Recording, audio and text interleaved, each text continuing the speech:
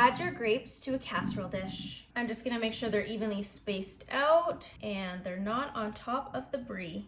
Let's take some whole walnuts and let's spread those across the casserole dish, right on top of the grapes. And again, we just don't wanna get anything on top of the brie. And the last few.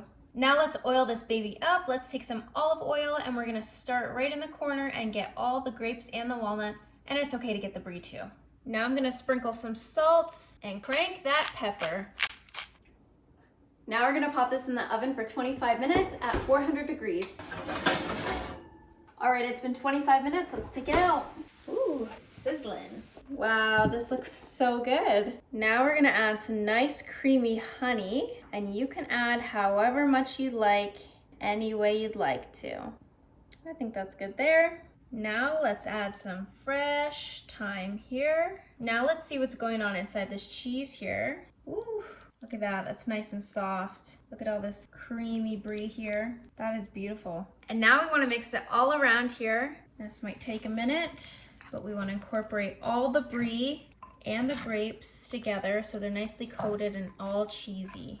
Wow, this smells and looks so good. The brie is nice and creamy.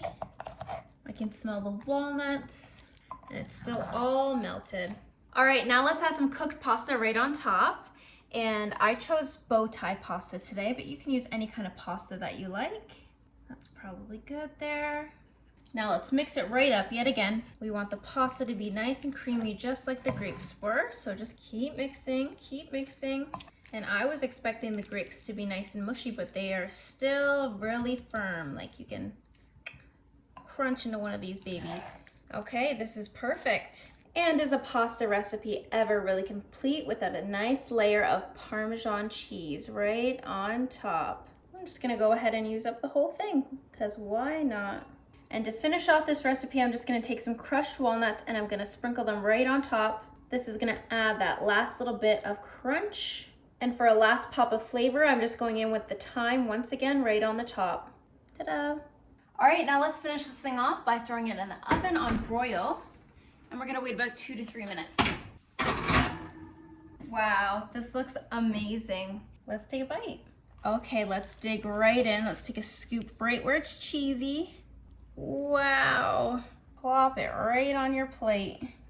And one more to make sure you're getting your serving size today. Perfect, look at that. Let's top this with a little bit of dried parsley. Okay, here we go. Wow, that is amazing. I did not think it was gonna taste like that. I'm going for the other half.